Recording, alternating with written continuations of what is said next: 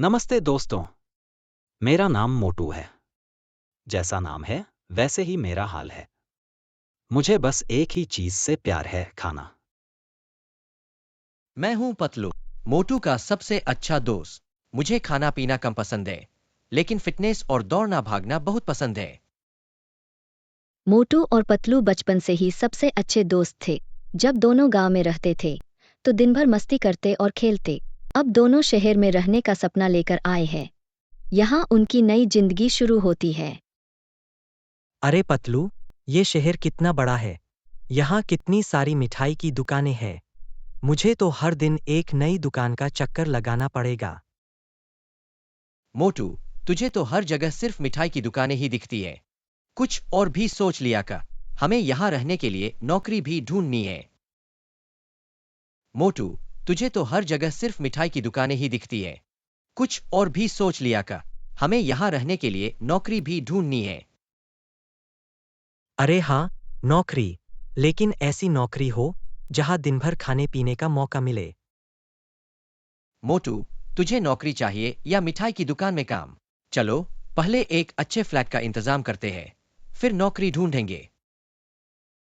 दोनों ने एक छोटा सा फ्लैट किराए पर लिया और शहर में रहने लगे।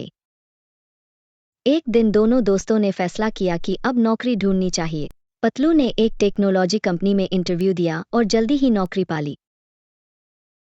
मोटू, मेरी नौकरी लग गई। अब तेरी बारी है। कुछ सोचा तूने?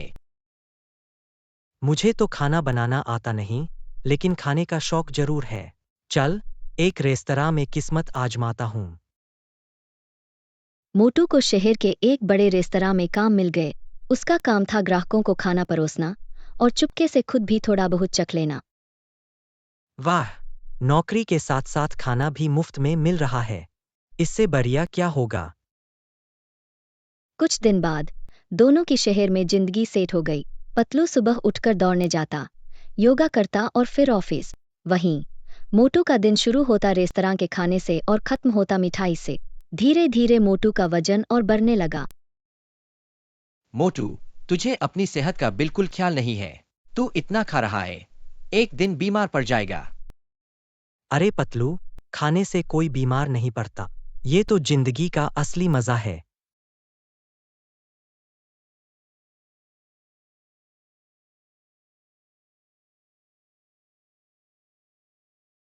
लेकिन एक दिन मोटू की तबीयत सचमुच बिगड़ गई।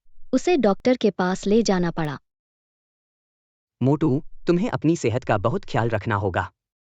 तुम्हारा वजन बहुत बढ़ गया है और इससे तुम्हें कई बीमारियां हो सकती हैं। डॉक्टर की बात सुनकर मोटू को एहसास हुआ कि पतलू सही कह रहा था। अब मोटू ने फैसला किया कि वह अपनी सेहत का ध्यान रखेगा। मोटू, मैं तेरे साथ हूँ। हम दोनों मिलकर सेहतमंद बनेंगे। तू हर रोज मेरे साथ दौड़ने चलना शुरू कर दे। चल पतलू, अब से मैं तेरे साथ सुबह सुबह दौड़ने जाऊंगा और मिठाई की जगह मैं फल खाया करूंगा। अब दोनों दोस्त हर सुबह पार्क में दौड़ते, एक्सरसाइज करते और सेहतमंद खाने की आदतें डालने लगे। धीरे धीरे मोटू का वजन कम होने लगा और उसकी सेहत में सुधार आए। पतलू, तुझे मानना पड़ेगा, तेरी वजह से मैं सेहतमंद हो गया हूँ। अब तो मिठाई भी कम खाने का मन करता है। देखा, सेहत सबसे बड़ी दौलत है और दोस्ती में यही अच्छा होता है। हम एक दूसरे का ख्याल रखते हैं। कुछ महीनों बाद मोटू और पतलू दोनों फिट और खुशहाल हो गए। शहर की तेज रफ्तार जिंदगी में भी उन्होंने एक दूसरे की मदद से अपनी सेहत और दोस्ती को बरकरार रखा। तो दोस्तों, इस कहानी से हमने सीखा कि चाहे जीवन में कितनी भी मुश्किलें हों, सही आदतों और सच्ची दोस्ती से सब कुछ संभव है। सेहत का ख्याल रखिए और हमेशा अपने दोस्तों का साथ दीजिए। अगर आपको हमारी कहानी पसंद आई हो तो चैनल को लाइक करें, सब्सक्राइब करें और बेल आइकॉन दबाना न भूलें। धन्यवाद। कहानी की शुरुआत होती है एक छोटे शहर की लड़की सिम्मी से, जिसका वजन थोड़ा ज्यादा है। सिम्मी का आत्मविश्वास हमेशा ऊंचा रहता है, लेकिन समाज अक्सर उसके वजन पर ताने कसता है। उसके परिवार वाले उसकी शादी को लेकर चिंतित रहते हैं। सिम्मी ने हमेशा सोचा था कि शादी से पहले उसे अपने लिए कुछ करना चाहिए, अपने सपनों को पूरा करना चाहिए। इसलिए वह रीना के साथ शहर में नौकरी करने आ गई। रीना, इस शहर में जिंदगी कितनी अलग है। यहाँ कोई किसी की परवाह नहीं करता कि तू मोटा है या पतला। सब अपनी ही धुन में रहते हैं। मुझे तो यहाँ बहुत अच्छा लग रहा है। हाँ सिम्मी, यहाँ का माहौल हमारे छोटे से शहर से बिल्कुल अलग है।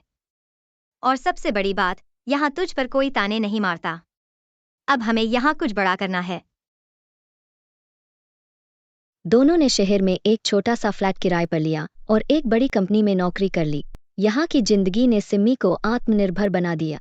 हालांकि उसके माता पिता अब भी उसकी शादी को लेकर चिंतित थे। एक दिन सिम्मी के घरवालों ने उसे फोन करके बताया कि उन्होंने उसके लिए एक रिश्ता देखा है। लड़के वाले सिम्मी से मिलने शहर आ रहे थे। रीना, मेरे घरवाले फिर से मेरी शादी की बात कर रहे हैं। लड़के वाले मुझसे मिलने आ रहे हैं, पर मेरी अब तक शादी में कोई दिलचस्पी नहीं है। मुझे पहले अपने करियर पर फोकस करना है।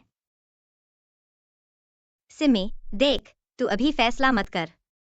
उनसे मिल ले और अगर तुझे कुछ सही नहीं लगता तो मना कर देना।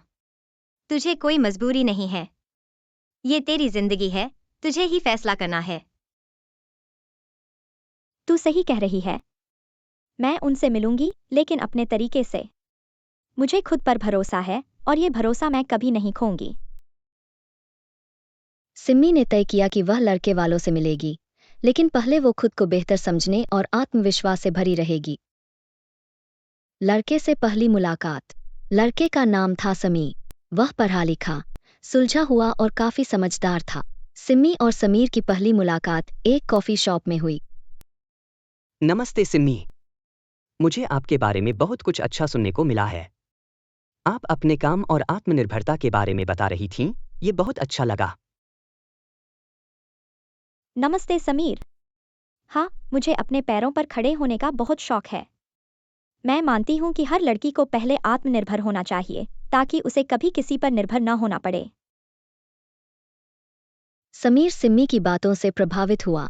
उसे सिम्मी का आत्मविश्वास और उसकी सोच बहुत पसंद आई। मैं भी इसी सोच में विश्वास रखता हूँ। मेरे लिए यह जरूरी है कि हम दोनों एक दूसरे का सम्मान करें और एक दूसरे को समझें। सिम्मी और समीर ने काफी समय एक दूसरे से बात करते हुए बिताए। सिम्मी को समीर के विचार अच्छे लगे और उसे लगा कि वह शादी के लिए तैयार हो सकती है, लेकिन उसने फैसला जल्दबाजी में नहीं किया। सिम्मी का आत्मसंघर्ष। सिम्मी को अब अपनी जिंदगी और करियर के बीच एक बड़ा फैसला लेना था। वह एक ओर समीर के साथ एक नया जीवन शुरू कर सकती थी और दूसरी ओर उसे अपने सपनों का पीछा करना था। उसने रीना से इस बारे में चर्चा की। रीना, मैं उलझन में हूँ। समीर मुझे पसंद है, लेकिन क्या ये सही समय है शादी के लिए? मुझे अपने करियर में अभी बहुत कुछ करना है। देख सिम्मी, तुझे जो सही लगे वो कर। शादी कोई दौड़ नहीं है। अगर तू अपने सपनों को पहले पूरा करना चाहती है तो उसे पूरा कर। समीर एक समझदार लड़का है, वो तुझे समझेगा। सिम्मी ने कुछ दिन सोचा और फिर उसने समीर से मिलने का फैसला किया। दोनों एक पार्क में मिले। समीर, तुम बहुत अच्छे इंसान हो और मुझे तुमसे मिलकर बहुत अच्छा लगा। लेकिन मैंने फैसला किया है कि मैं अभी शादी नहीं करना चाहती। मुझे अपने करियर और खुद को समझने के लिए थोड़ा और वक्त चाहिए।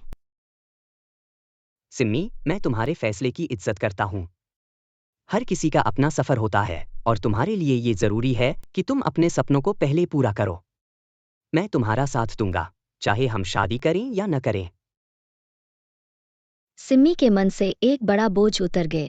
उसने महसूस किया कि असली दोस्ती और रिश्ता वही है जिसमें दोनों एक दूसरे के सपनों और भावनाओं का सम्मान करते हैं। कुछ समय बाद सिम्मी ने अपने करियर में काफी ऊंचाइयां हासिल की।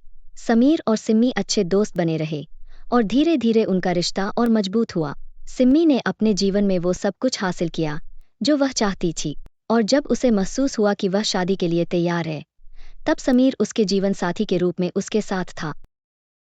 मैंने सीखा है कि जिंदगी में किसी भी फैसले को जल्दबाजी में नहीं करना चाहिए। चाहे मोटा हो या पतला, हर किसी को अपने आप से प्यार करना चाहिए और अपने सपनों का पीछा करना चाहिए।